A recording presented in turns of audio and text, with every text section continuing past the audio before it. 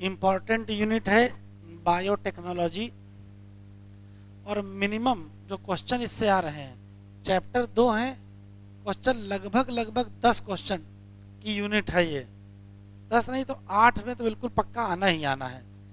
हाँ, दोनों चैप्टर से मिला करके 10 क्वेश्चन के आसपास आते हैं। तो किसी पहले वाले चैप्टर से 5-6 क्वेश्चन हो जाते हैं, दूसरे वाले से 4 क्वेश्चन, या दूसरे वाले से 6 हो जाते हैं, पहले वाले से 4, मतलब 8 9 10 ये रेंज है।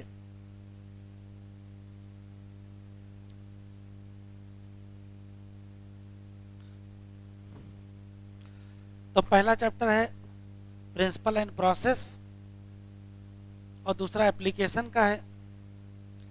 इस चैप्टर में इंट्रोडक्शन में कुछ खास बात नहीं है, जनरल इन्फॉर्मेशन है कि कब बायोटेक्नोलॉजी क्या है।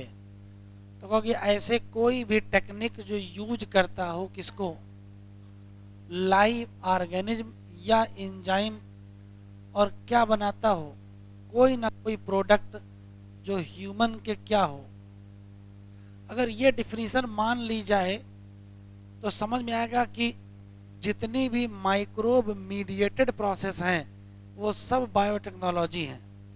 इसको थोड़ा सा सही कर दिया गया, कहा गया लिविंग ऑर्गेनिज्म की जगह आप ये यूज करिए, जेनेटिकली मॉडिफाइड ऑर्गेनिज्म, तब हम क्या कहेंगे, बायोटेक्नोलॉजी कहेंगे। फिर देखो कह रहा है जो इन विट्रो फर्टिलाइजेशन कराते हो टेस्ट ट्यूब बीबी में, या जीन की सिंथेसिस करते हो, रिकॉम्बिनेंट डीएनए वैक्सीन बनाते हो, ये सब भी किसका पार्ट होगा। तो बड़ी कन्फ्यूजन हो रही थी कि रियल में बायोटेक्नोलॉजी है क्या। तो फिर अंततः ये हुआ कि European federation of biotechnology EFB ने एक स्टैंडर्ड डिफिनीशन दिया है। क्या, तो देख लेते हैं। लिखा है the integration of natural science and organism, या सेल या पार्ट या molecular analog for product and service. कोई सवाल नहीं मिलेगा एग्जाम में। प्रिंसिपल ऑफ बायोटेक्नोलॉजी हेडिंग में बहुत कुछ बता दिए, इसी हेडिंग में सब पढ़ा डाले हैं। फिर यहाँ से टूल्स स्टार्ट है। तो देखो कुछ क्वेश्चन यहाँ हैं।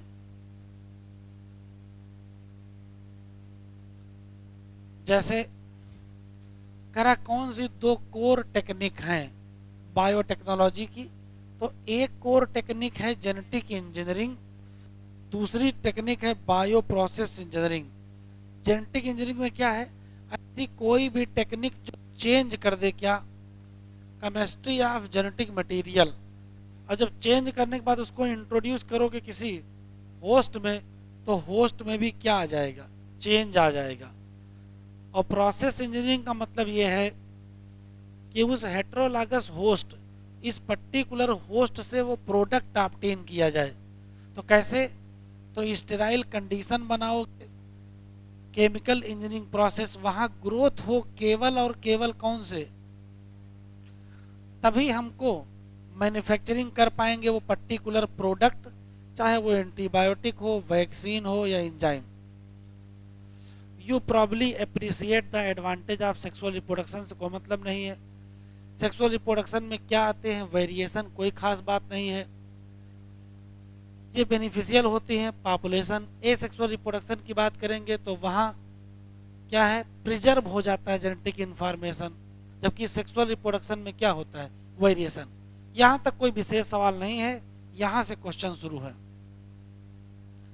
ट्रेडिशनल हाइब्रिडाइजेशन, परंपरागत जो हाइब्रिडाइजेशन होते हैं, प्लांट में हो चाहे एनिमल ब्रीडिंग में हो, इसमें इंक्लूजन और मल्टीप्लिकेशन होता है।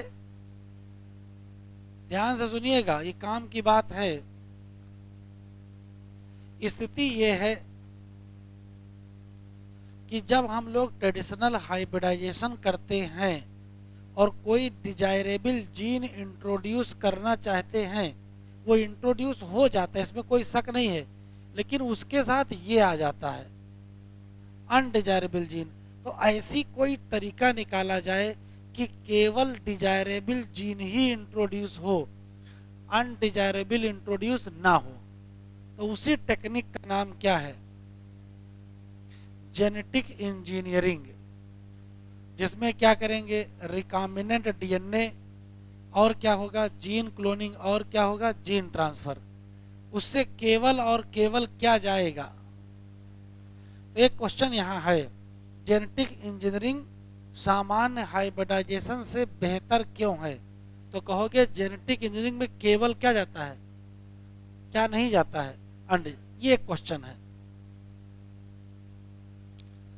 कह रहे हैं कि जो पीस ऑफ डीएनए है, जिस पीस ऑफ डीएनए में डिजायरेबल जीन है, यदि उसको इंट्रोड्यूस करोगे किसी ऑर्गेनिज्म में तो उसका क्या होगा? तो देखो क्या होगा, जो पीस ऑफ डीएनए है हो सकता है कि वो मल्टीप्लाई ना करे। अगर मल्टीप्लाई नहीं किया तो फिर आप प्रोडक्ट ऑब्टेन नहीं करेंगे। लेकिन अगर उसी पर्टिकुलर जीन को इंटीग्रेट कर दिया जाए जीनोम ऑफ, तो ये फिर क्या कर जाएगा, मल्टीप्लाई कर जाएगा और ये इनहेरिट हो जाएगा होस्ट के डीएनए के साथ। इसका मतलब है यदि आप कोई डिजायरेबल जीन है उसको आप प्रोडक्ट ऑब्टेन करना चाहते हैं तो उस particular alien piece of DNA को किसका पार्ट बनाना पड़ेगा? क्रोमोसोम का पार्ट बनाना पड़ेगा, जिसके पास क्या योग्यता हो? इसी नाते इन क्रोमोसोम, क्यों? तो में एक स्पेसिफिक सीक्वेंस होता है जिसका नाम ओरिजिन ऑफ रेप्लिकेशन होता है, जो रिस्पांसिबल किस लिए है, इनिशिएट रेप्लिकेशन। तो यहाँ एक असर्शन रीजन भी बन सकता है क्या, कि आखिर एलियन डीएनए को होस्ट के जीनोम में जोड़ा जाएगा क्यों? तो आप बताओ कि क्यों जोड़ा जाएगा? क्योंकि जो होस्ट का क्रोमोसोम है उसके पास है ओरिजिन ऑफ रेप्लिकेशन। जब वो रेप्लिकेट करेगा तो ये एलियन डीएनए भी क्या कर जाएगा, रेप्लिकेट हो जाएगा। अगर मल्टीप्लिकेशन चाहते हो किसी एलियन पीस ऑफ डीएनए की किसी भी ऑर्गेनिज्म में, तो उसको किसका पार्ट बना दो और जिसमें स्पेसिफिक सीक्वेंस हो जिसका नाम ओरिजिन ऑफ रेप्लिकेशन हो। एलियन डीएनए जब जोड़ दिया जाए ओरिजिन ऑफ रेप्लिकेशन, तो ये रेप्लिकेट करेगा, मल्टीप्लाई करेगा होस्ट ऑर्गेनिज्म के साथ। और इस कहोगे क्या, इसको क्लोनिंग या इसको कहोगे making multiple identical copy. Cloning कहेंगे या मेकिंग मल्टीपल आइडेंटिकल कॉपी कहेंगे। इसके ऊपर जो लिखा वो भले ही न याद रहे, लेकिन यहां से कहानी याद होनी चाहिए। ये पैराग्राफ इंपॉर्टेंट है। क्वेश्चन पूछेगा, first artificial recombinant DNA molecule कैसे बना? तो कहोगे तब जब बना जब जोड़ा गया क्या, एक जीन जो किसके लिए था, एंटीबायोटिक के रेजिस्टेंस के लिए था, और किससे जोड़ा गया, प्लाज्मिड। और किसके प्लाज्मिड से? ये ब्रैकेट में लिखा, उसको ब्रैकेट में लिखा रहने दीजिए। ये प्लाज्मिड के बारे में लिखा कि autonomous replicating circular extra chromosomal DNA. फिर से सुनते हैं, पहला रिकॉम्बिनेंट डीएनए कब बना? तो कहोगे प्लाज्मिड ऑफ साल्मोनेला टाइफीमुरियम से क्या जोड़ दिए, एंटीबायोटिक रेजिस्टेंट जीन जोड़ दिए। ठीक है, ये काम किसने किया? स्टैनले कोहल और हर्बर्ट बायर। और कब किया? 1972 में किया। फिर सवाल है कि वो एंटीबायोटिक वाला जीन लाए कहां से? आइसोलेट किए एंटीबायोटिक रेजिस्टेंट जीन। कैसे? तो काट के, from a piece of DNA. कहां? प्लाज्मिड। किसके प्लाज्मिड से काटे ये नहीं पता है, याद रखिएगा, एनसीईआरटी में दिया नहीं है।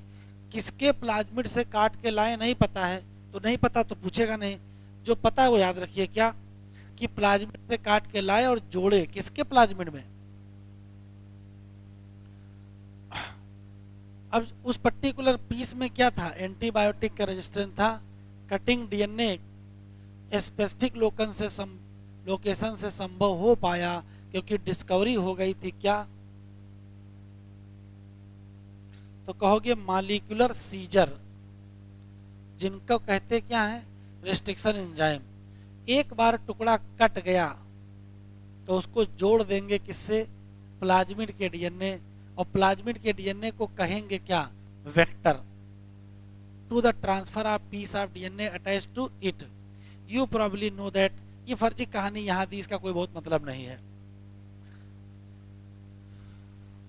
Linking of antibiotic resistant gene with the plasmid vector ये तभी संभव है जब कौन सा एंजाइम याद करोगे तो लिंकिंग के लिए पहले काटेंगे फिर जोड़ेंगे। जो कहाँ काम करेगा तो कहोगे कट डीएनए पर काम करेगा और जोड़ देगा उनके एंड।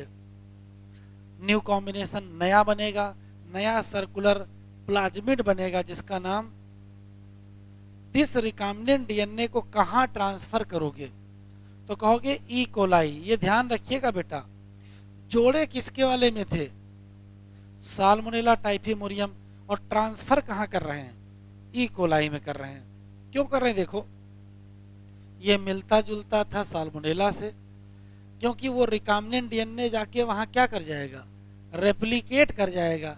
कैसे, तो डीएनए पॉलीमरेज एंजाइम यूज करेंगे। बस यूज किसका करेंगे, इस ई कोलाई का यूज करेंगे, याद रखिएगा इंपॉर्टेंट सवाल है। और फिर क्या बनेगी, मल्टीपल कॉपी। अगर कॉपी बन गई तो हम कहेंगे क्लोनिंग हो गई किसकी, एंटीबायोटिक रेजिस्टेंट जीन की। और कहाँ हुई, ई कोलाई। तो इन्होंने सिर्फ रिकॉम्बिनेंट डीएनए बनाया ही नहीं, उसकी क्लोनिंग भी करा दी। कहाँ करा दी, ई कोलाई में।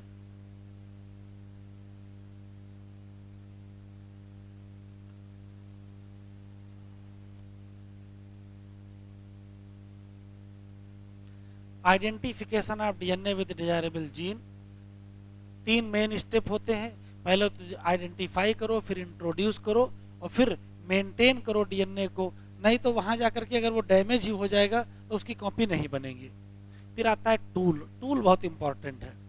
देखिए चूंकि 4-5 क्वेश्चन पूछने हैं तो इस जगह से ले करके यहां तक जितना लिखा है इतने में से ये क्वेश्चन आ जाता है एग्जाम में।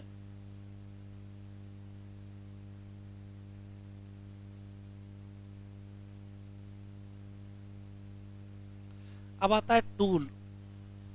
टूल में बहुत कुछ यूज किया जाता है, जिसमें कुछ एंजाइम यूज किए जाएंगे, restriction enzyme, polymerase enzyme, ligase enzyme, vector use किए जाएंगे, और होस्ट ऑर्गेनिज्म भी यूज किया जाएगा। जैसे पहले रेस्ट्रिक्शन, ज़्यादातर इंफॉर्मेशन इसमें इसी के बारे में दी है। ईयर याद रखेंगे 1963, 2 एंजाइम आइसोलेट हुए थे जो रिस्ट्रिक्ट कर रहे थे किसकी, ग्रोथ ऑफ बैक्टीरियोफेज। किसमें, ई कोलाई। ध्यान सुनिए, ई कोलाई बैक्टीरिया में बैक्टीरियोफेज आ रहा था, वो ई कोलाई के अंदर मल्टीप्लाई नहीं कर पा रहा था। तो वैज्ञानिकों ने लाओ पता करें, तो पता चला कि ई कोलाई के पास 2 जीन है, 2 एंजाइम है। एक क्या कर रहा है, एक मिथिल ग्रुप ऐड कर रहा है किससे, डीएनए से, और दूसरा क्या कर रहा है, जो कट कर रहा था उसका नाम क्या रख दिया गया, क्यों रख दिया गया, इसका नाम ये क्यों रखा गया, इसका नाम ये क्योंकि ये रिस्ट्रिक्ट करा था। तो ये अच्छा सवाल है कि बैक्टीरियोफेज ई कोलाई को इन्फेक्ट कर रहा था लेकिन उसको नुकसान नहीं पहुंचा पा रहा था क्योंकि मल्टीप्लाई नहीं हो रहा था। क्यों, क्योंकि यहाँ 2 एंजाइम बन रहे थे, एक मिथिल ग्रुप जोड़ रहा था और एक कट कर रहा था। तो जो कट कर रहा था उसका नाम क्या रख दिया गया, रिस्ट्रिक्शन एंजाइम। एंडोन्यूक्लियस तो बाद में जोड़े, रिस्ट्रिक्शन का मतलब जो रिस्ट्रिक्ट करे, इसी नाते नाम क्या कर दिया गया, रिस्ट्रिक्शन। अब एंडोन्यूक्लियस का मतलब पहले न्यूक्लियस पता कर लो, जो न्यूक्लिक एसिड तोड़े वो न्यूक्लियेज, जो अंदर के बांड तोड़े वो एंडोन्यूक्लियेज, और जो किनारे टर्मिनल के बांड तोड़ दे वो एक्सोन्यूक्लियेज। फिर रटना है आपको, पहला रिस्ट्रिक्शन एंडोन्यूक्लियेज कौन है, तो कहोगे HIND2, जिसकी फंक्शनिंग डिपेंड है कहाँ, स्पेसिफिक डीएनए न्यूक्लियोटाइड सीक्वेंस।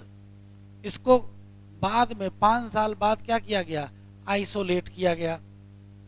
ये पाया गया है, ये बहुत बार सवाल आ चुका है, HIND2 always cut DNA at a particular point, जहां उसका एक स्पेसिफिक क्या होता है, सीक्वेंस में कितने बेस पेयर हैं, ये पूछा गया सवाल है। कितने बेस पेयर हैं, 6 बेस पेयर हैं। स्पेसिफिक बेस सीक्वेंस को कहते क्या हैं, उसी बेस सीक्वेंस को रिकॉग्निशन सीक्वेंस कहते हैं। किसका, अब 6 बेस पेयर वाला ये HIND2 का है।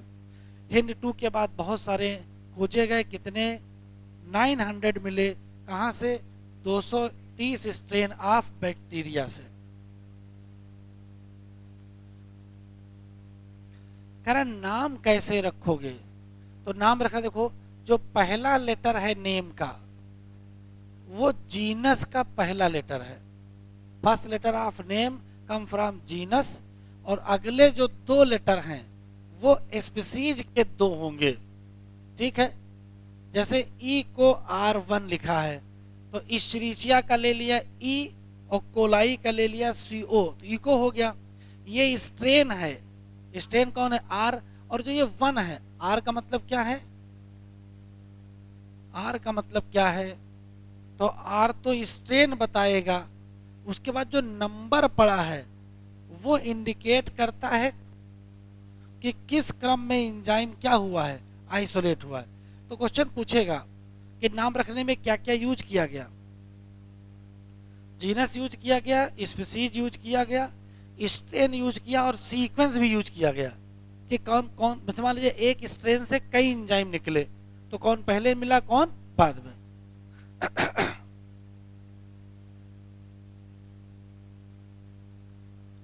Restriction enzyme belongs to larger class of enzyme, कहते क्या है न्यूक्लियेज। यहाँ दो काइंड के है, एक का नाम एक्सोन्यूक्लियेज और एक का नाम एंडोन्यूक्लियेज। एक्सोन्यूक्लियेज रिमूव कर देगा किसको, न्यूक्लियोटाइड को, कहाँ से, एंड ऑफ डीएनए की। एंडोन्यूक्लियेज क्या करेगा, cut at specific position with in the DNA. ये भी बहुत पैराग्राफ इंपॉर्टेंट है।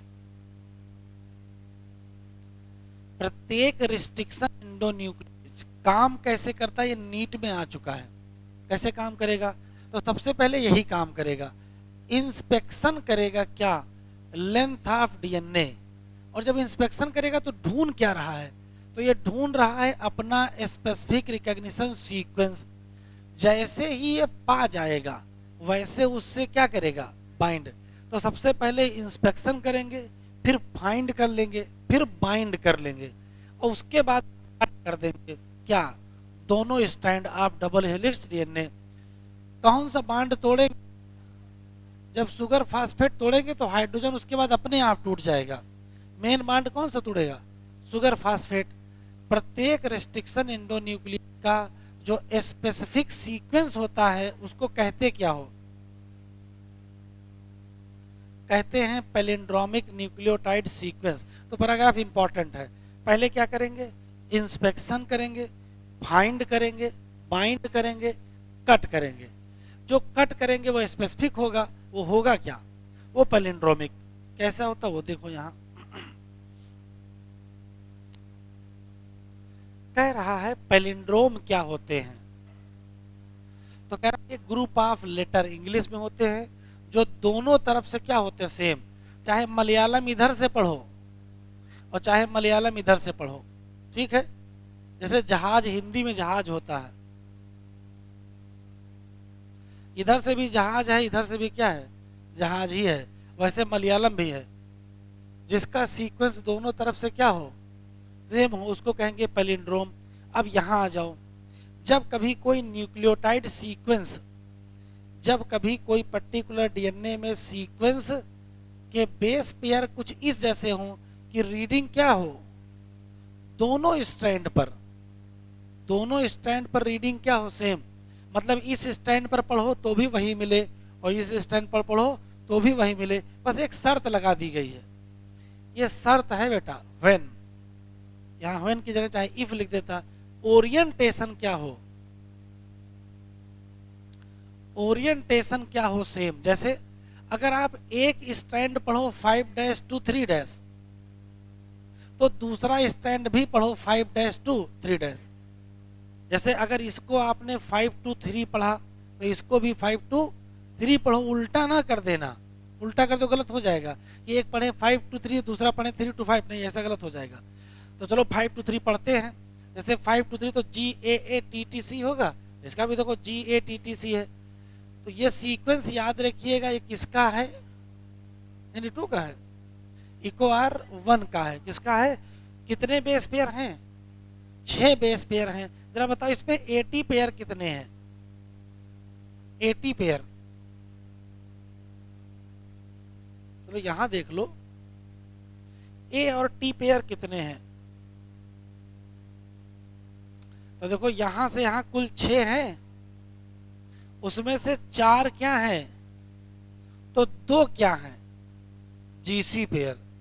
80 पेयर कितने हैं और जीसी पेयर कितने हैं, प्यूरीन कितने हैं,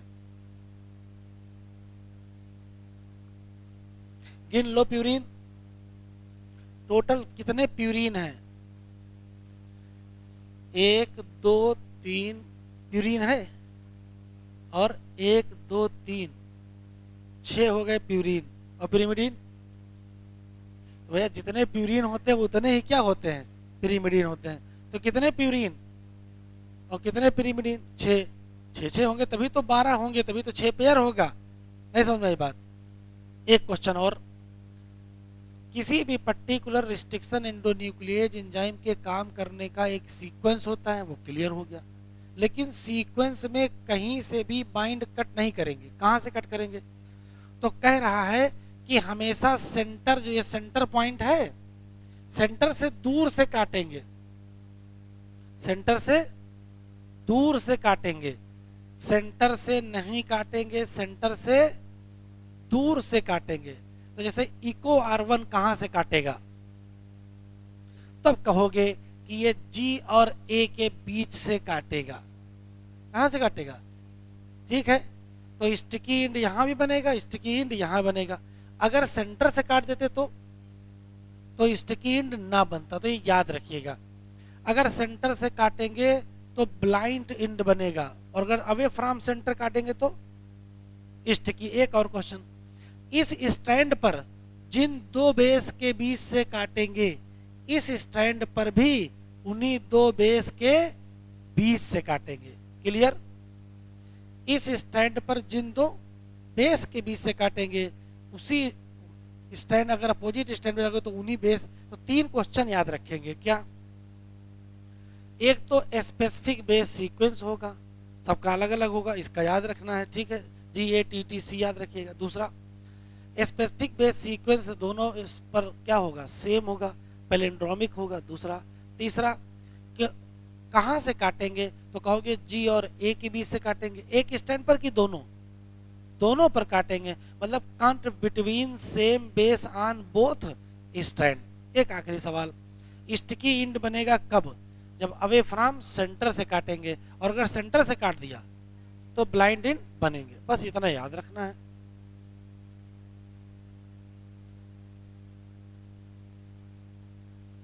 ये paragraph important, restriction enzyme cut करेगा स्ट्रैंड को little away from centre of the, लेकिन between the 2 base on opposite. एक क्वेश्चन, जिससे सिंगल स्टैंड पोर्शन बनेगा, जिस ओवर हैंगिंग स्ट्रेच बनेंगे, जिसको कहोगे क्या, इसका नाम स्टिकी क्यों है, क्यों, क्योंकि लिखा है the name because they form hydrogen bond with their counter part. ये बहुत इंपॉर्टेंट है। स्टिकनेस ऑफ इंड फैसिलिटेट किस एंजाइम को बढ़ावा देगी, तो कहोगे एक्शन ऑफ। अगर स्टिकनेस नहीं है तो डीएनए लाइगेज काम नहीं कर पाएगा। एक अच्छा और सवाल, restriction enzyme use in genetic engineering to form क्या, अगर रिकॉम्बिनेंट बनाना है तो इसमें 2 प्रकार के डीएनए होंगे, एक सोर्स डीएनए होगा और एक टारगेट डीएनए होगा। तो ये देखो याद रखना,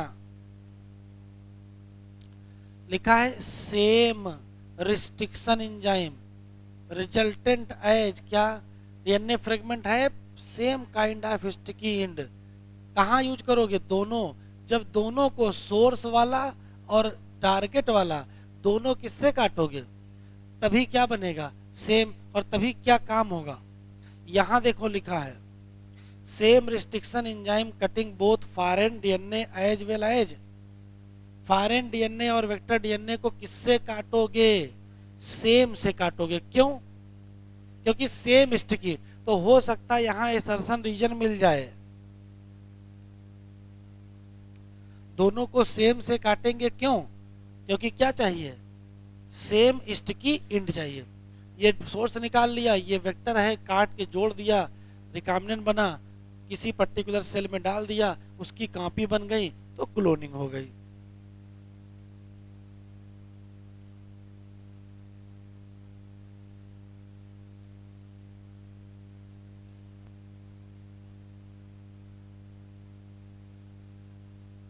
अब हम लोग ये पढ़ेंगे, एक लाइन यहाँ लिखी है कि सोर्स डीएनए और वेक्टर डीएनए को अगर सेम से नहीं काटा गया तो फिर हम क्या नहीं बना सकते हैं, रिकॉम्बिनेंट नहीं बना सकते हैं।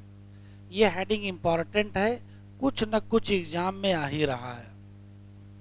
अब चूंकि 5 सवाल पूछना है तो हर हेडिंग से कुछ न कुछ पूछ रहे होंगे। पहला सवाल है कि जो डीएनए फ्रेगमेंट कट किया गया है उसको आइसोलेट भी तो करना होगा। तो कटिंग ऑफ डीएनए किससे हो गई, रिस्ट्रिक्शन एंडोन्यूक्लिएज। फिर रिजल्ट क्या होगा, फ्रेगमेंट ऑफ डीएनए। ये जो फ्रेगमेंट है इनको क्या करना है, किस टेक्निक से करोगे, जेल इलेक्ट्रोफोरेसिस। कैसे, तो डीएनए के फ्रेगमेंट क्या होते हैं, एक बार ये भी सवाल आ चुका है नेगेटिव वाला, और ये सेट होते हैं by forcing them to move toward anode under क्या, electric field through a medium या मैट्रिक्स।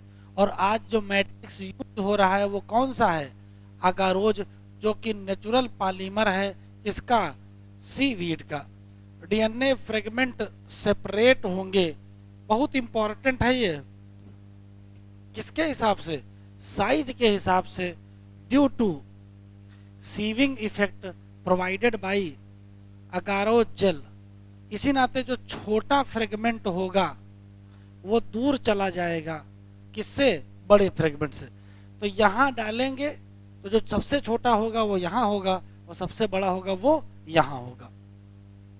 इसी में इधर की तरफ बना लीजिए माइनस और इधर की तरफ बना लीजिए प्लस, और ऐसे एरो बना दीजिए बस। जिधर डालेंगे वो डीएनए क्या होगा, नेगेटिव, और उसके दूर क्या लगा होगा, पॉजिटिव। डीएनए नेगेटिव से पॉजिटिव जाएगा कि पॉजिटिव से नेगेटिव जाएगा, तो वो स्वयं नेगेटिव है, वो पॉजिटिव की तरफ जाएगा। एक बात, साइज के हिसाब जाएगा, जो बड़ा होगा वो पीछे रह जाएगा और जो छोटा होगा वो आगे, ठीक है। फिर क्या करेंगे, देखो सेपरेटेड डीएनए फ्रेगमेंट को देख नहीं पाएंगे कब तक, जब तक स्टेनिंग न की जाए। किससे करोगे, तो इथिडियम ब्रोमाइड से करोगे।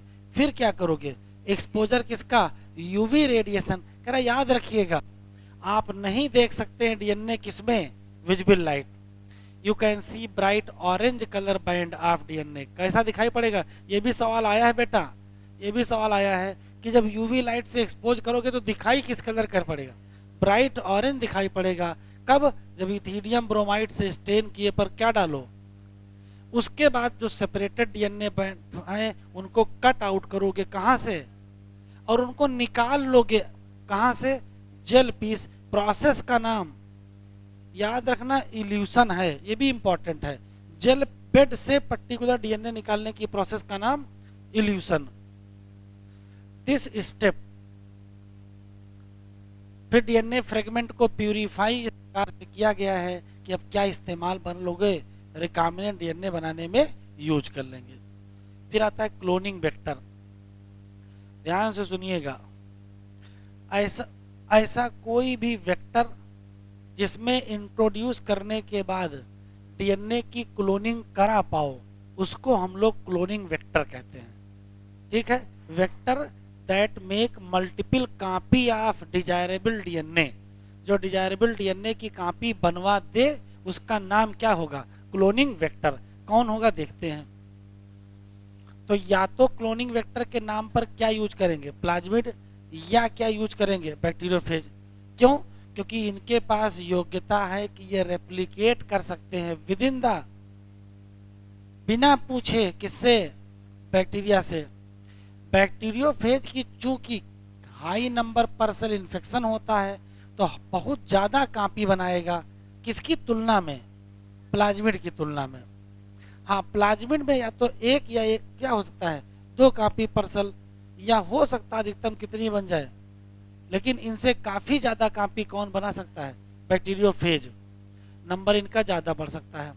अगर हम एलियन डीएनए को या तो किससे जोड़ दें या किससे जोड़ दें, तो फिर मल्टीप्लाई, ये उतने ही नंबर बनेंगे जितने प्लाज्मिड के नंबर होंगे। या अगर बैक्टीरियोफेज ने अपनी 4 कापी बना ली तो डीएनए की भी क्या हो जाएंगे? 4 कापी बन जाएंगी। हाँ, ज्यादा नंबर कापी कौन बनाएगा? ये भी हो सकता है सर्सन रीजन में आ जाए कि ये ज्यादा क्यों बनाएगा। तो देखो लिखा है हाई नंबर पर सेल। वेक्टर जो आज समय यूज किए जा रहे हैं उसको चेंज करते हैं कुछ इस प्रकार से कि आसानी से क्या कर सको, लिंकिंग कर सको एक काम, और आसानी से सिलेक्ट कर सको किसको? किसको? रिकॉम्बिनेंट फ्रॉम क्या? Non recombinant.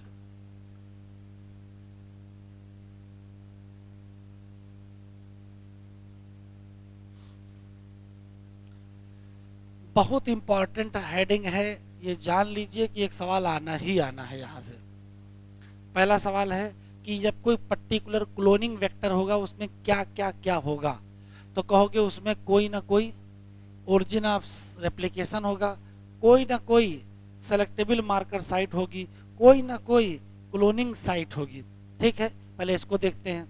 आपको पहले से पता है ये वो सीक्वेंस है जहां से रेप्लिकेशन क्या होता है, स्टार्ट होता है। अगर किसी पीस ऑफ डीएनए को जोड़ दिया जाए इस सीक्वेंस से, तो जब उसका स्टार्ट होगा तो इसका भी कॉपी बन जाएगी।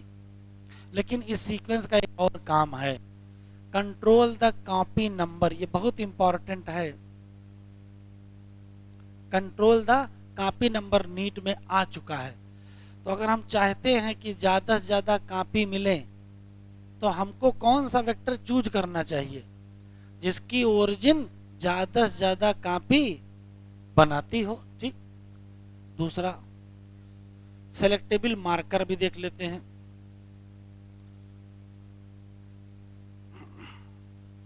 सेलेक्टेबल मार्कर को जरा पहले थोड़ा 2-3 लाइनें सुन लीजिए फिर याद रखिएगा, क्योंकि रट के काम चलेगा नहीं। देखो क्या है, जैसे कि एग्जाम्पल यहां दिया है PBr322 एक प्लाज्मिड है, इसको एज ए वेक्टर यूज करते हैं। इस पे कौन कौन सी साइट है जो सेलेक्टेबल मार्कर के तरीके से काम करेगी? तो याद रखेंगे किसी प्लाज्मिड का वो हिस्सा जहां पर एंटीबायोटिक रेजिस्टेंस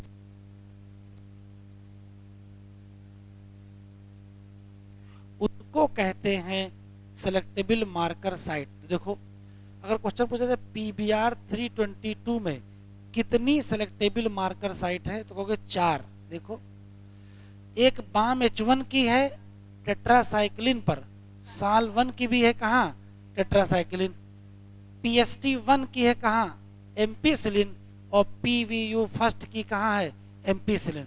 तो किन 4 एंजाइम के लिए सेलेक्टेबल मार्कर साइट यहाँ एंटीबायोटिक रेजिस्टेंस है? तो आप ये बताओगे।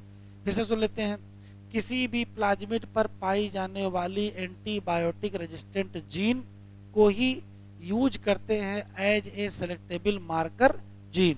जैसे PBr322 में 2 एंटीबायोटिक रेजिस्टेंट हैं जहां पर 4 एंजाइम, टेट्रासाइक्लिन पर 2 और एम्पीसिलिन पर 2। हाँ, टोटल कितने एंजाइम यहाँ काम कर रहे हैं? तो देखो 1 2 3 4 5 6 7 8, ये भी क्वेश्चन पूछ सकता है टोटल कितने एंजाइम यहाँ काम करेंगे। कौन कौन से एंजाइम हैं जो एंटीबायोटिक रेजिस्टेंट साइट पर काम करेंगे और कौन कौन है जो एंटीबायोटिक रेजिस्टेंट साइट पर काम नहीं करेंगे? तो 8 ही तो हैं, 4 करेंगे और 4 काम नहीं करेंगे। ठीक है, कौन कौन नहीं करेंगे? एक ये नहीं करेगा, एक ये नहीं करेगा, एक ये नहीं करेगा और एक ये नहीं करेगा। ठीक, एक लाइन का कॉन्सेप्ट आप याद रखोगे, जब कभी किसी पर्टिकुलर एंजाइम का यूज किया जाता है किसी फॉरेन जीन को इंट्रोड्यूस करने के लिए, तो जिस जगह से कट कर देंगे वहां एक फिनोमेना हो जाता है इंसर्शनल इनएक्टिवेशन। ठीक है, एक क्वेश्चन। दूसरा, जो जीन इनएक्टिव हो जाता है, जैसे बाम H1 का यूज करोगे तो टेट्रासाइक्लिन इनएक्टिव होगा लेकिन एम्पिसिलिन एक्टिव रहेगा, और अगर इसका यूज करोगे तो ये इनएक्टिव हो जाएगा लेकिन ये एक्टिव रहेगा। बस याद रखेंगे, जो कट जाएगा, जो भी कट जाएगा उसका इस्तेमाल हमेशा रिकॉम्बिनेंट सेलेक्ट करने में करते हैं, और जो नहीं कटता है उसका इस्तेमाल हमेशा ट्रांस फॉर्मेंट सेलेक्ट में। जैसे देखो, अगर आपसे क्वेश्चन पूछा जाए कि बाम H1 यूज किया है, तो अगर बाम H1 यूज किया है तो बताओ कौन सा एंटीबायोटिक ट्रांसफॉर्मेंट सेलेक्ट करवाएगा और कौन सा रिकॉम्बिनेंट। तो अगर बाम H1 यूज किए हो तो टेट्रासाइक्लिन क्या सेलेक्ट कराएगी और एम्पिसिलिन क्या सेलेक्ट कराएगी, और अगर PST1 यूज कर ले,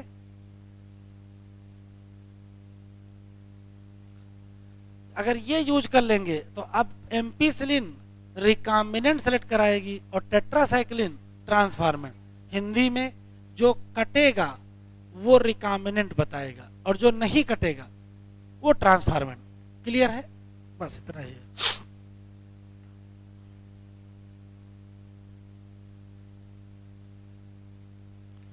करा ओरी साइट के अलावा वेक्टर के पास क्या होना चाहिए? सेलेक्टेबल मार्कर होने चाहिए। क्या होने चाहिए? सेलेक्टेबल मार्कर, जिससे आइडेंटिफाई कर सको और क्या कर सको, किसको नॉन ट्रांसफॉर्मेंट, और किसको सेलेक्ट कर लो, किसको सेलेक्ट कर लो, ट्रांसफॉर्मेंट। ट्रांसफॉर्मेशन देख लो क्या है, ऐसी कोई भी फिनोमेना जिसमें कोई जीन इंट्रोड्यूस करके उसमें कोई चेंज कर दिया जाए उसको ट्रांसफॉर्मेशन कहते हैं। By which piece of DNA introduce in host, normally जो जीन रेजिस्टेंट ऑफ एंटीबायोटिक को कोड करेंगे वही यूज होते हैं क्या, सेलेक्टेबल मार्कर। बस किसके लिए? तो यहाँ एंजाइम एंटीबायोटिक भी तो दी है, कौन कौन सी? एम्पिसिलिन, क्लोरोएम्फेनिकॉल, टेट्रासाइक्लिन और कानामाइसिन। क्यों? यही क्यों? क्योंकि नॉर्मल इकोलाई में क्या नहीं होता है, इनका रेजिस्टेंस नहीं होता है। तो क्वेश्चन याद रखिएगा, चार नाम यहाँ दिए हैं, कौन कौन से एंटीबायोटिक हैं जो एज ए सेलेक्टेबल मार्कर की तरीके से यूज होंगे ई कोलाई में।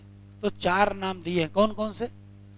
एम्पिसिलिन, क्लोरोएम्फेन, टेट्रासाइक्लिन और कानामाइसिन और क्लोरोएम्फेनिकॉल। उसमें दो यहाँ दिए हैं। ठीक, कैसे? तो जो कट जाएगा वो और जो नहीं कटेगा वो। बस इतना याद रखिएगा। in order to link the alien DNA, vector need to have very few, कुछ ही होना चाहिए। स्पेशली क्या होना चाहिए? क्योंकि वहीं क्या यूज होगा, रिस्ट्रिक्शन एंजाइम। अगर एक से ज्यादा हो गई तो रिस्ट्रिक्शन एंजाइम उतने ही टुकड़े बना देगा। एक से ज्यादा हो जाएगा रिकॉग्निशन साइट तो वेक्टर भी जनरेट क्या, और फिर तो और समस्या हो जाएगी। एक ही जगह से कटना चाहिए, चार जगह से नहीं कटना चाहिए। जैसे अगर टेट्रासाइक्लिन बाम H1 की साइट चार हो तो यहाँ से भी काटेगा, यहाँ से भी काटेगा, यहाँ से भी काटेगा, यहाँ से भी काटेगा, तब तो मुश्किल हो जाएगा ना। तो क्लोनिंग साइट की संख्या कितनी होनी चाहिए?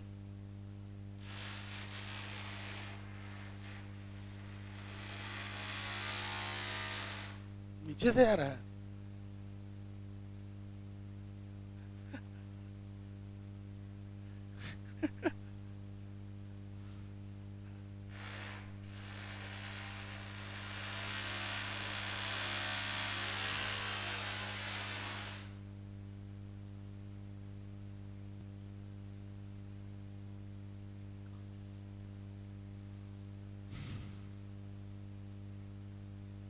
कह रहा कम से कम क्या होनी चाहिए, एंटीबायोटिक रेजिस्टेंट जीन होनी चाहिए।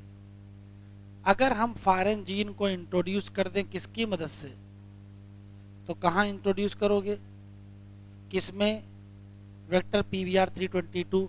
तो रिकॉम्बिनेंट प्लाज्मिड में क्या खत्म हो जाएगा, जहां काटोगे भाई वो खत्म हो जाएगा। क्यों खत्म हो जाएगा, इंसर्शनल इनएक्टिवेशन हो जाएगा। ठीक है, लेकिन अभी भी इसको सेलेक्ट कर सकते हो, कहाँ से, नॉन रिकॉम्बिनेंट। बाकी कहाँ ले जाओ, तो जो ट्रांसफार्मेंट हैं उनको कहाँ ले जाओ, तो जो बताओ कौन सर्वाइव करेगा कौन नहीं सर्वाइव करेगा। तो जो रिकॉम्बिनेंट होंगे वो सर्वाइव नहीं करेंगे और जो नॉन रिकॉम्बिनेंट होंगे वो सर्वाइव कर जाएंगे। तो वो लिखा है ट्रांसफार्मेंट जो एम्पीसिलिन पर ग्रो कर गए थे उनको कहाँ लाओ, टेट्रासाइक्लिन में लाओ। रिकॉम्बिनेंट क्या कर जाएंगे, कहाँ, एम्पीसिलिन, लेकिन कहाँ नहीं ग्रो करेंगे, टेट्रासाइक्लिन। जबकि जो नॉन रिकॉम्बिनेंट है वो दोनों जगह ग्रो करेंगे, चाहे कौन सी हो, एम्पीसिलिन चाहे टेट्रासाइक्लिन। फिर देखो जो रिकॉम्बिनेंट होंगे वो किसमें ग्रो करेंगे किसमें नहीं ग्रो करेंगे। तो जो कटी होगी वहां ग्रो नहीं करेंगे और जो नहीं कटा होगा वहां ग्रो कर जाएंगे। और जो ट्रांसफार्मेंट होंगे, ट्रांसफार्मेंट लेकिन नॉन रिकॉम्बिनेंट, ट्रांसफार्मेंट हो लेकिन नॉन रिकॉम्बिनेंट, वो दोनों जगह ग्रो करेंगे। तो अगर बाम H1 से काट दिए तो टेट्रासाइक्लिन में ग्रो करेंगे और एम्पीसिलिन में ग्रो नहीं करेंगे। और इधर से काटोगे तो वो ध्यान रखना जो कटेगा उसी में ग्रो नहीं करेंगे। इसका मतलब है कि एक एंटीबायोटिक रेजिस्टेंट जीन मदद करेगी किसमें, कौन सी, एम्पीसिलिन। और अदर एंटीबायोटिक रेजिस्टेंट जीन कौन सी, टेट्रासाइक्लिन, जो इनएक्टिवेट हो गई होगी किससे, वो क्या पता कर देगी। कह रहा है कि अगर आप सिलेक्शन करना चाहते हो किसका, रिकॉम्बिनेंट का, due to activation of antibiotic, तो हमको कम से 2 बार प्लेटिंग करनी पड़ेगी और हमको 2 सेलेक्टेबल मार्कर कुछ ना कुछ और तरह का ढूंढना चाहिए जिसमें एक ही बार में पता चल जाए। तो नया तरीका निकाला गया, देखो क्या है। कह रहा अगर रिकॉम्बिनेंट डीएनए को इंसर्ट कर दो कहाँ, कोडिंग सीक्वेंस किस एंजाइम का, ये एंजाइम फिर क्या हो जाएगा, इनएक्टिवेट हो जाएगा। इसको कहोगे क्या, इंसर्शन इनएक्टिवेशन। फिर जब क्रोमाजेनिक सब्सटेंस आएगा तो give blue colour colony if plasmid bacteria do not have insert. ध्यान सुनिएगा, क्रोमाजेनिक में अगर ब्लू हो गया इसका मतलब ये नॉन रिकॉम्बिनेंट, और अगर ब्लू नहीं हुआ इसका मतलब रिकॉम्बिनेंट। लेकिन अगर इंसर्ट हो गया है, इंसर्शन इनएक्टिवेशन हो गया है बीटा गैलेक्टोसाइडेज का, तो कॉलोनी में क्या नहीं होगा, कलर नहीं होगा। इसका मतलब वो क्या हो गए। तो ये और आसान है, क्रोमाजेनिक सब्सटेंस डाल के देख लीजिए, अगर ब्लू कलर की कॉलोनी हो जाए तो इंसर्शन इनएक्टिवेशन हुआ है, और नहीं करें, अगर ब्लू कलर कॉलोनी हो जाए तो नहीं हुआ है, और अगर ब्लू कलर कॉलोनी नहीं है तो हो गया है।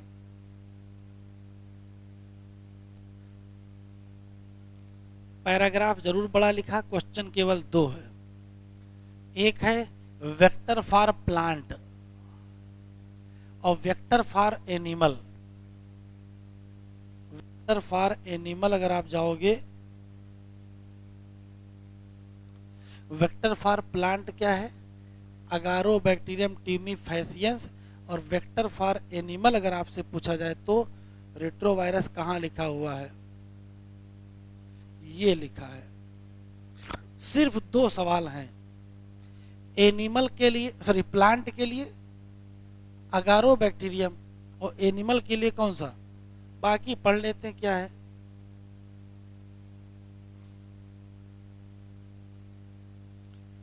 You may surprise know that we learn less from transferring gene to plant and animal from bacteria and virus। फर्जी कहानी चल रही, कोई मतलब नहीं, फॉर एग्जाम्पल यहाँ पढ़ो। अगारोबैक्टीरियम ट्यूमीफेसियंस क्या है, एक पैथोजेनिक बैक्टीरिया है किसका, डाइकाट प्लांट का। इसके पास योग्यता है, डिलीवर कर सकता है डीएनए, कौन सा, टीडीएनए, किसमें, प्लांट में, और ट्रांसफॉर्म कर सकता है प्लांट सेल को किसमें, और उससे कह सकता है कि प्रोड्यूस करो क्या, वो केमिकल जो किसको जरूरी हो। इसी तरीके से रिट्रोवायरस एनिमल सेल को ट्रांसफॉर्म कर देगा किसमें, कैंसरस सेल। तो कह रहा है कि यदि ये दोनों लोग ये काम कर सकते हैं तो एक काम ना करें, उस एलियन डीएनए को किससे जोड़ दिया जाए, या किससे जोड़ दिया जाए, बस आगे तो अपने आप काम हो जाएगा।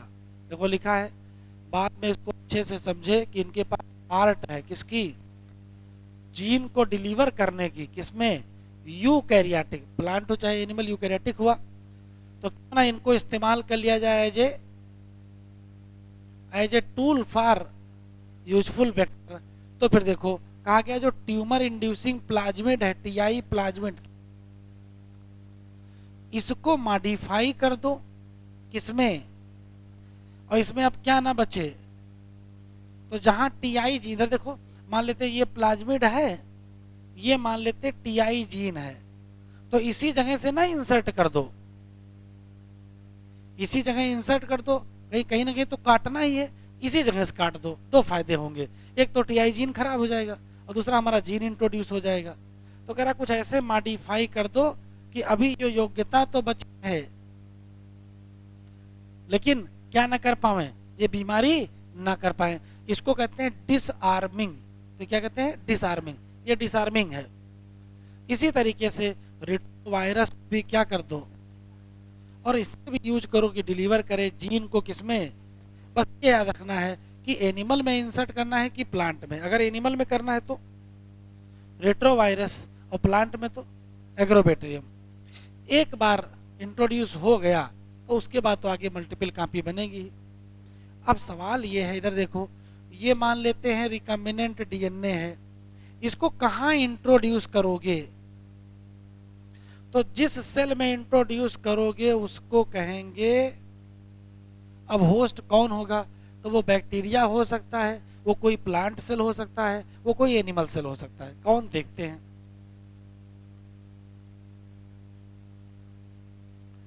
तो बताओ कंपिटेंट होस्ट कौन सी है, तो लिखा है जो डीएनए है उसका नेचर ये नहीं पास होगा किसके थ्रू, सेल मेम्ब्रेन। क्वेश्चन लिखा वाई, तो जहां वाई वहां इंसर्शन रीजन, जहां वाई वहां इंसर्शन रीजन। क्यों, तो हाइड्रोफिलिक मॉलिक्यूल पोलर होते हैं, polar molecule non polar membrane को पार नहीं कर सकते, एनसीईआरटी में लिखा है सेल में, ठीक है। तो जब पोलर मॉलिक्यूल पार नहीं कर सकते तो कुछ व्यवस्था निकालनी पड़ेगी। तो क्या व्यवस्था करोगे, वो देखो, जबरदस्ती बैक्टीरिया से कहो कि ले ले क्या, प्लाज्मिड, उसको समझाओ बुझाओ, तो उसको क्या बनाओ, कॉम्पिटेंट बनाओ। कैसे करोगे, तो पहले उसको ट्रीट करेंगे, एक स्पेसिफिक कंसंट्रेशन किसकी, लालच देंगे कि देखो तुमको हम डाइवेलेंट कैटायन दे रहे हैं, ले लो, कौन सा, कैल्शियम। जब कैल्शियम लेने के लिए मुंह खोलेगा तो उसी के साथ क्या डाल देंगे, रिकॉम्बिनेंट डीएनए भी डाल देंगे। तो पहला काम तो ये है, इससे क्या बढ़ जाएगी, इफिशिएंसी, जिससे डीएनए क्या करेगा, इंटर बैक्टीरियम थ्रू द पोर। जब नहीं मानेंगे तो देखो रिकॉम्बिनेंट डीएनए को और जबरदस्ती कैसे, तो जो बैक्टीरिया के सेल हैं और साथ में क्या ले लो, दोनों को पहले कहाँ रख दो, बर्फ पर, फिर जब कांपने लगे तो कहाँ रख दो, 42 डिग्री सेंटीग्रेड पर, फिर उसके बाद फिर से बर्फ पर रख दो वापस। बस 3 बार जैसे रखेंगे तब तक मान ही जाएगा बैक्टीरिया, कहेगा ठीक है लाओ भैया जो कहोगे वो क्या करेंगे, ले लेंगे, है ना। तो इसको कहते हैं हीट शॉक थेरेपी। तो हीट शॉक थेरेपी भी देंगे, ठीक है, पहले डाइवेलेंट वाला फिर हीट शॉक। कहना यही एक तरीका नहीं है, और भी तरीके हैं, जैसे इंजेक्शन, छोटे बच्चों से कोई काम करवाना है क्या दिखाते हैं, इंजेक्शन, बिल्कुल वही हाल है। रिकॉम्बिनेंट डीएनए को इंजेक्ट कर देंगे किसमें, न्यूक्लियस। बस ध्यान रखना एनिमल सेल में इंट्रोड्यूस करेंगे माइक्रो इंजेक्शन का, एक और मेथड है, बस किसके लिए है? प्लांट के लिए है। ये बहुत बार आ चुका है। पाम्स उसके ऊपर बमबारी कर देंगे, हाई वेलोसिटी किसके?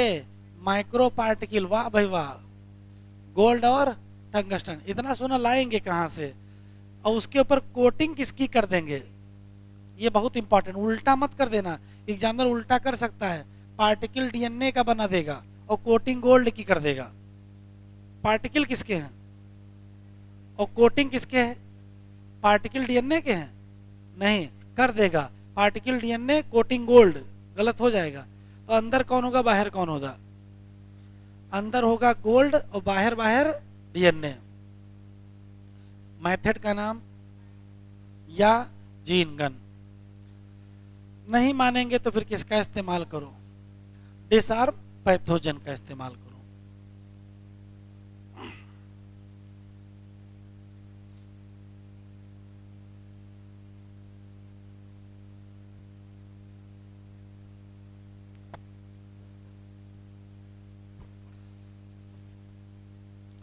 फिर है कि जो पूरी प्रोसेस है रिकॉम्बिनेंट डीएनए टेक्नोलॉजी की, उसमें बहुत सारे स्टेप हैं। जैसे जैसे सबसे पहला स्टेप, हाँ अभी पिछले बार एक क्वेश्चन स्टेप का आ गया था, 5 स्टेप दिया था और पूछा था उसका सही सीक्वेंस क्या है, तो सीक्वेंस बता लेंगे ना। देखो सबसे पहले क्या करेंगे, आइसोलेशन करेंगे। डीएनए का आइसोलेशन है, फ्रेगमेंट का आइसोलेशन नहीं है। फ्रेगमेंट का आइसोलेशन तो बाद में करेंगे, पहले टोटल डीएनए मिले, फिर डीएनए जब हाथ में लग जाएगा तो उसके टुकड़े टुकड़े कर देंगे, फ्रेगमेंट कर देंगे, फिर डिजायर डीएनए फ्रेगमेंट को आइसोलेट करेंगे। तो देखो यहां भी आइसोलेशन लिखा है, यहां भी आइसोलेशन लिखा है। ये पहले होगा कि ये पहले होगा? पहले डीएनए आइसोलेट करेंगे तब फ्रेगमेंट आइसोलेट करेंगे, फिर उसको क्या करेंगे, जोड़ देंगे किसमें, वेक्टर, फिर उसको कहां भेज देंगे, किसी होस्ट में, फिर उसको कल्चर करेंगे और तब आखिरी में हमको क्या मिलेगा, डिजायर प्रोडक्ट। तो ये 2 थे आइसोलेशन, ठीक है। 2 में से कौन सा आइसोलेशन पहले है? डीएनए का आइसोलेशन पहले है और डीएनए फ्रेगमेंट का आइसोलेशन बाद में है।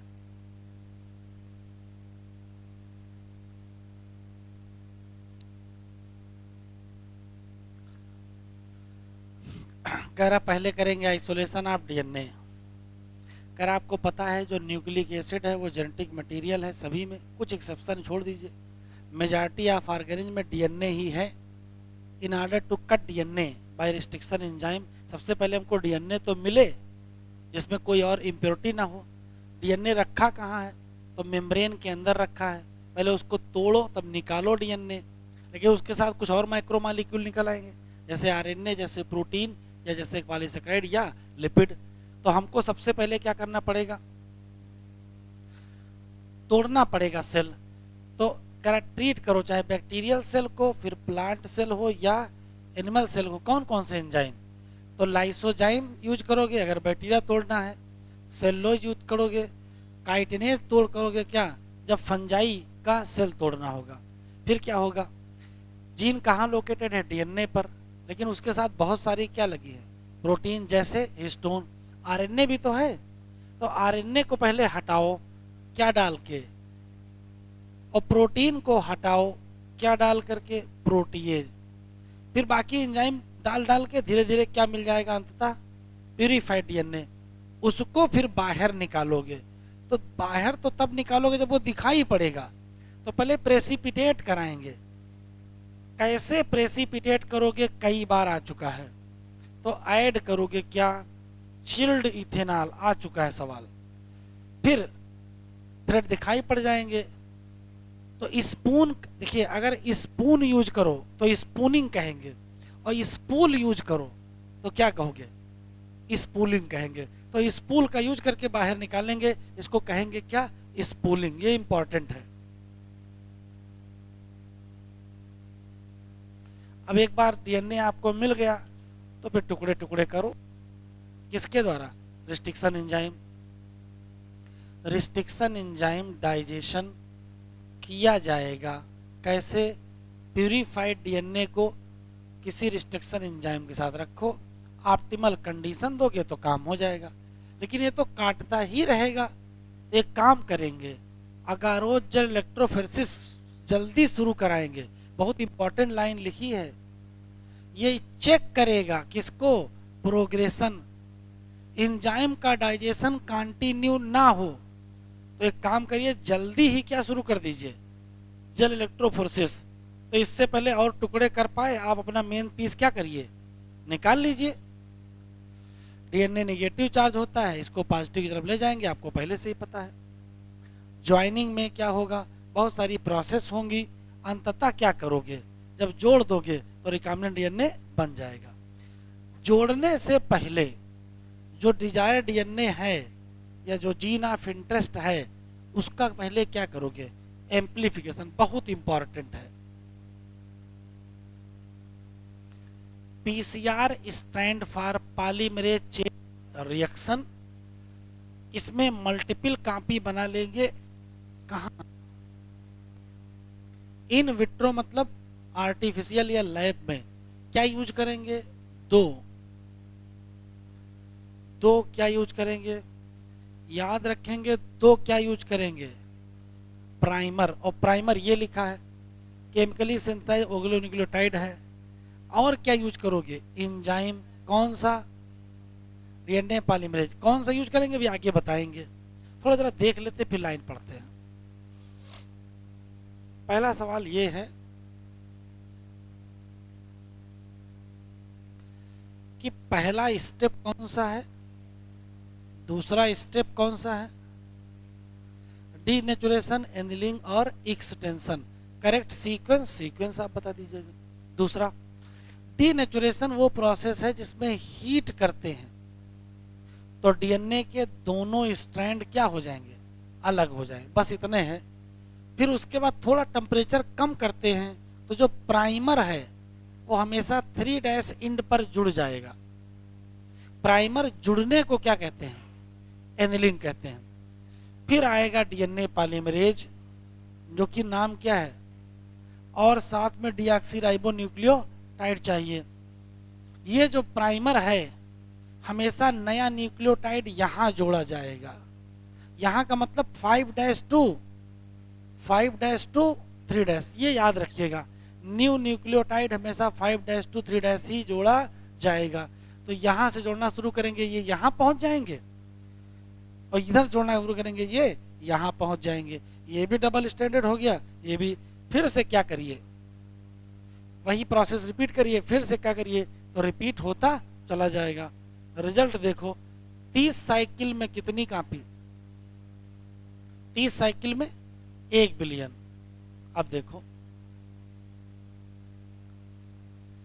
जो भी आप डीएनए पॉलीमरेज यूज कर रहे हो वो प्राइमर को एक्सटेंड करेगा जो न्यूक्लियोटाइड दिए होगे, ठीक है। जो कि डीएनए जो उसके पास सिंगल स्टैंड, उसको क्या मानेगा, टेम्पलेट। प्रोसेस आप रेप्लिकेशन रिपीट करते जाओगे तो 1 बिलियन कॉपी बन जाएंगी। रिपीटेड एप्लीकेशन अचीव हो सकता है कब, तो हमको चाहिए, बहुत इंपॉर्टेंट, थर्मोस्टेबल डीएनए पॉलीमरेज।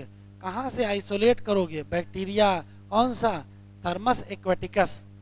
ये एक्टिव रहता है ड्यूरिंग द हाई टेम्परेचर, जो जरूरी है किसके लिए, denaturation. Double standard DNA, amplified fragment if desired can now be used to ligate. आगे जोड़ लोगे, कोई दिक्कत नहीं है। जोड़ने के बाद क्या होगा, रिकॉम्बिनेंट बनेगा। अब देखो लिखा है, several method of introducing ligated DNA into recipient. Recipient cell after making then competent to receive करेगा, डीएनए ले लेगा। अगर रिकॉम्बिनेंट डीएनए में क्या है, स्पेशली किसका, तो तुरंत ये क्या हो जाएगी, एम्पीसिलिन रेजिस्टेंस हो जाएगी, नहीं हो जाएगी।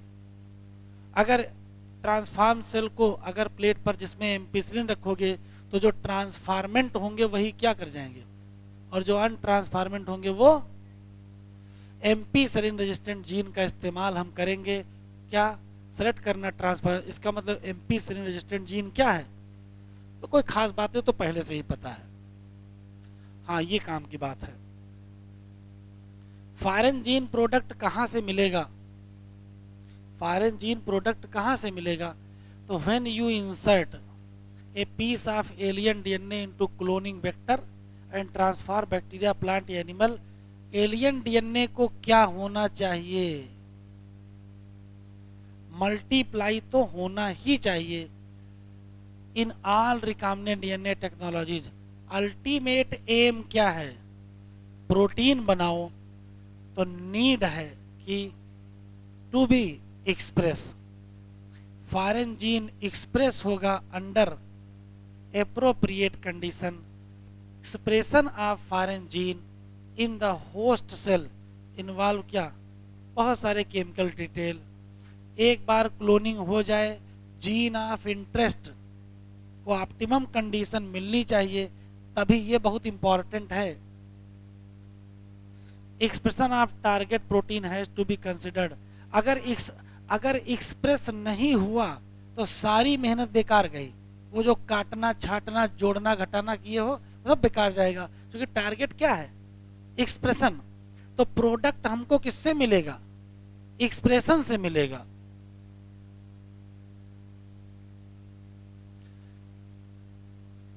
If any protein in coding gene क्या कर जाए, कहाँ? तो हम उसको कहेंगे क्या? प्रोटीन। सेल में वो जीन होगा, इसको स्मॉल स्केल पे ग्रो कराओगे लाइब्रेरी में, लेकिन डिजायर प्रोटीन मिल तो जाएगी, लेकिन उसका इस्तेमाल मार्केट में नहीं कर पाओगे। यदि सेल मल्टीप्लाई किसे कहाँ करे? कल्चर सिस्टम में ऐसा कुछ कर दो कि एक तरफ से जो मीडियम हो वो आउट कर दिया जाए और एक तरफ से फ्रेश मीडियम, तो इसको कहेंगे क्या? Continuous culture. क्या कहेंगे?